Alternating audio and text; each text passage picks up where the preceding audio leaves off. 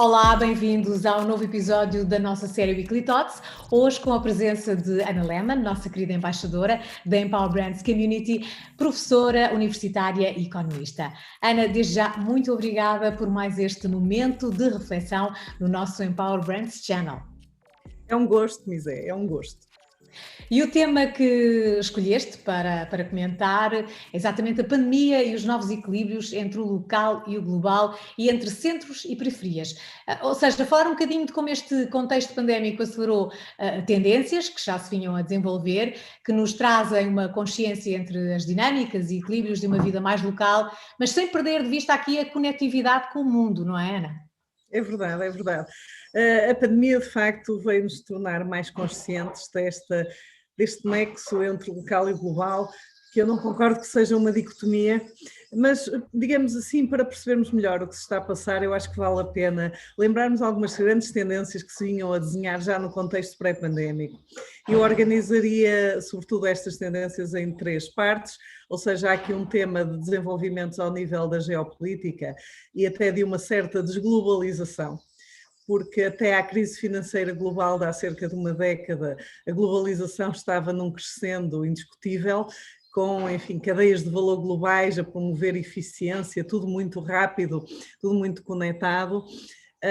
Do ponto de vista comercial, por exemplo, com uma grande competição e que ainda hoje vemos e até mais por lideranças tecnológicas, veja-se o que está a acontecer com o 5G, com os satélites, com, enfim, toda essa realidade, com o advento da maior importância das economias emergentes e novos equilíbrios geopolíticos. Mas o que é facto é que depois da crise, sobretudo na última década, tem vindo a haver um abrandamento da globalização e isso vê-se muito objetivamente em todos os indicadores. O que é que acontece? Está em retração, também se fala em novos protecionismos, não é? O nacionalismo em períodos de crise e agora também na pandemia não é exceção, vem sempre à tona e, portanto, este é um dos elementos contextuais. Outro elemento é o tema da sustentabilidade, porque nós estamos a viver uma consciência de uma trajetória de degradação absolutamente indiscutível de degradação do meio ambiente, de degradação dos recursos e não podemos continuar a viver assim. E, portanto, isso afeta também a forma como estamos a ver este tal tema da globalização e das cadeias de valor. E tal convoca, tal como a pandemia, um tema muito concreto de cooperação, que é absolutamente fundamental e que não tem acontecido, na minha ótica, da melhor forma. Portanto, temos que avançar para novos padrões de consumo e de produção. E tal tem relevância também para discutirmos o local e o global. E em terceiro lugar, não em ordem de importância, mas em terceiro lugar, na ordem da apresentação, temos aqui uma mudança, um dos raros momentos de mudança de paradigma técnico-económico, com a digitalização da economia e da sociedade, com uma inovação aberta e com a economia de plataformas. O que é que eu quero dizer com isto? Estamos a assistir à digitalização de tudo e tal, de tudo na economia, na sociedade, afeta todos os setores, afeta-nos a todos como pessoas e tal tem implicações fundamentais, porque a digitalização conecta-nos de uma forma imediata a todo mundo e, portanto, tal possibilita novos caminhos no sentido de podermos ter acesso global imediato. E isso acontece para as pessoas, acontece para as empresas e também torna muito mais económica e barata esta relação que nós temos com o mundo. E tal possibilita, de facto, novas avenidas de desenvolvimento, quer pessoal, quer social, quer do ponto de vista económico. E já falámos noutro Weekly Thoughts da low touch economy, da economia, enfim, que não se toca, e portanto tudo isto é fundamental, todas estas relações intangíveis que possibilitam as ligações. O meu grande argumento é que este contexto já se vinha a desenhar antes da pandemia, e a pandemia chegou e ficou em cima, digamos assim, destas dinâmicas e acelerou estas dinâmicas, de uma forma que me parece evidente. Portanto, aqui hoje o que eu trazia era uma reflexão breve sobre as implicações que esta aceleração de tendências de digitalização, consciência de sustentabilidade e nova geopolítica traz para o tal nexo entre o local e o global e também, já agora, um pouco para a competitividade dos territórios e das empresas. Que é, enfim, vocês sabem que eu tenho este terrível defeito de ser economista e, portanto, não deixo de refletir, sobretudo, percebermos que todas estas possibilidades no âmbito tecnológico e as mudanças do padrão de consumo trazem-nos aqui implicações muito importantes e, a meu ver, positivas para a competitividade das empresas, sobretudo das pequenas e médias empresas. Hoje em dia, mercê da digitalização, qualquer empresa, mesmo sendo microempresa, se tiver visão e capacidade de execução, consegue ligar-se ao mundo através das tais plataformas digitais, mesmo que sejam plataformas pequenas, não estamos aqui a falar das mega plataformas, Amazon, Google, etc., mas qualquer pequena e média empresa hoje consegue ligar-se ao mundo, se tiver de facto capacidade e visão para isso. E tal permite uma internacionalização mais rápida e mais barata. Eu queria tirar aqui algumas implicações então para a forma como nós, como pessoas, mas também, enfim, de uma forma mais lata, podemos conceber esta situação do nexo local-global. Eu não acredito numa verdadeira dicotomia, nem acredito num equilíbrio. Ou seja, eu acho que o desequilíbrio é sempre muito mais interessante que o equilíbrio. Isso acontece na inovação, enfim, com a destruição criativa, que já nos falava o grande economista Schumpeter, mas tal também porque neste momento, e até mercê da pandemia, nós estamos todos, enfim, fechados em casa e em teletrabalho, a esmagadora maioria, enfim, dos que podem, e de facto nós estamos confinados localmente, mas estamos conectados globalmente, e tal deve-se a todas estas dinâmicas de digitalização que temos assistido. O que eu acho aqui, e eu queria fazer uma reflexão que vai um pouco mais além das nossas situações concretas como pessoas, mas que nos ajuda a perceber esta questão de como os territórios se relacionam e estas implicações competitivas globais. Porque assim, no fundo, centros e periferias temos em todos os países. E temos em todas as regiões. Nós temos partes de regiões que são autênticos centros e partes de regiões que estão ao lado que são autênticas periferias. Portanto, qual é aqui a grande questão? A grande questão é que nós temos localidades locais e localidades globais.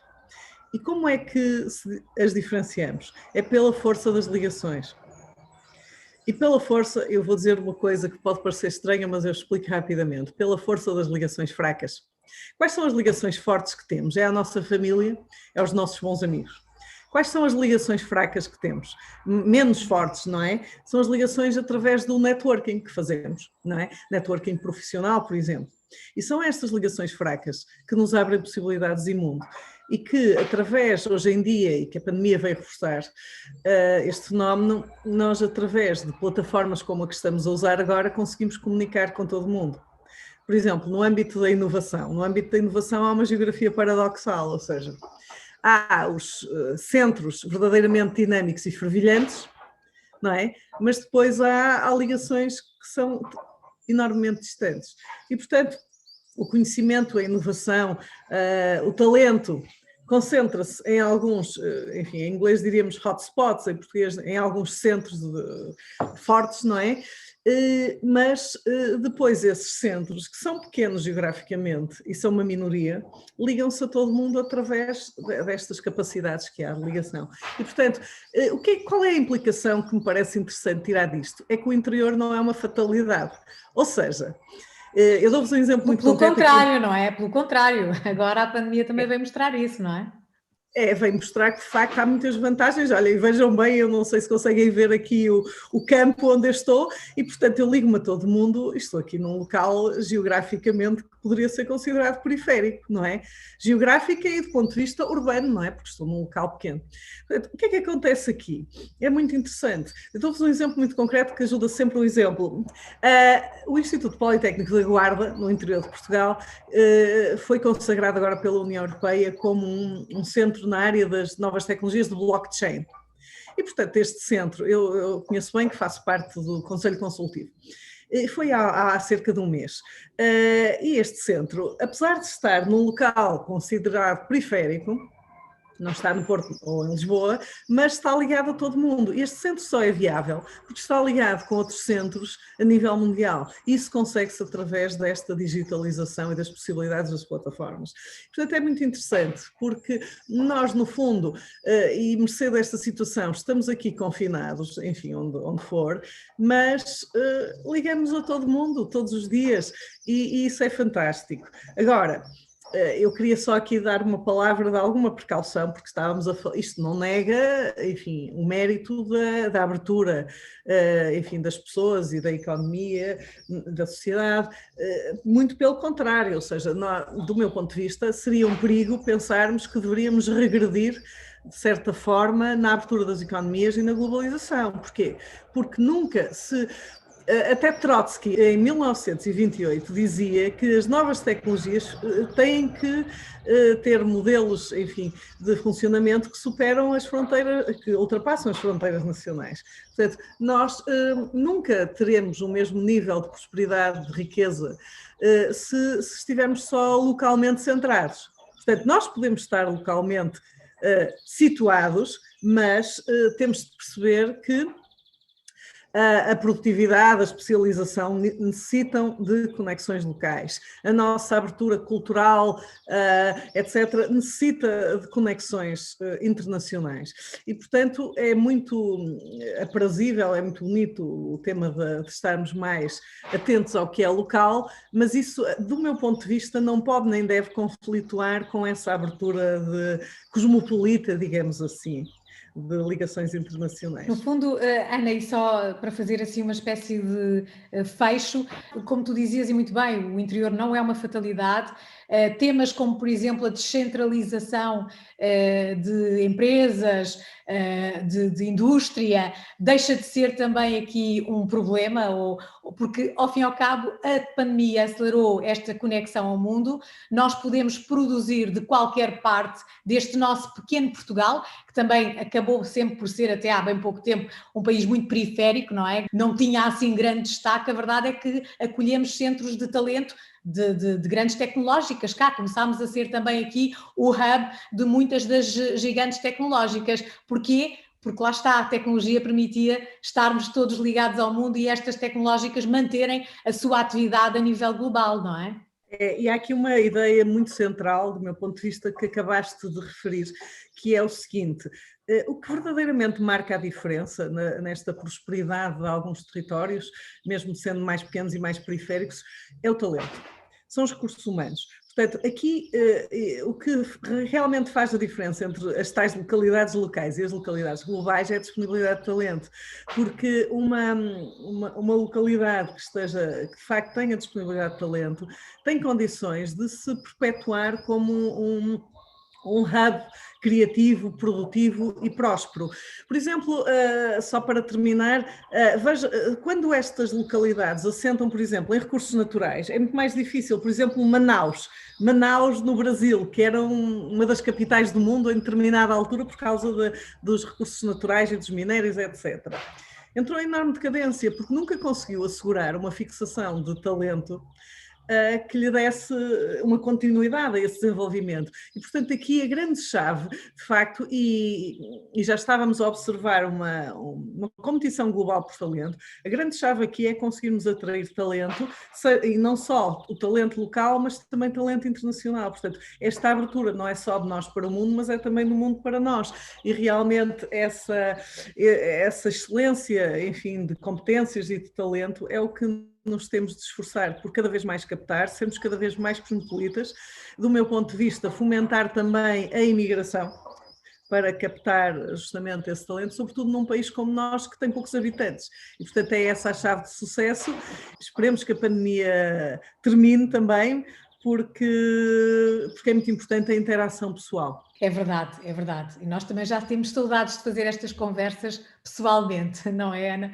É verdade. Ana, é sempre muito bom ter a tua opinião, a tua visão e a tua partilha de conhecimento com a nossa comunidade, mas como já é tradição, fechamos com uma sugestão de cultura e lazer. Desta vez, o que nos deixas como proposta? Olha, eu vou revisitar o livro do Eça de Queiroz sobre a sua viagem ao Egito.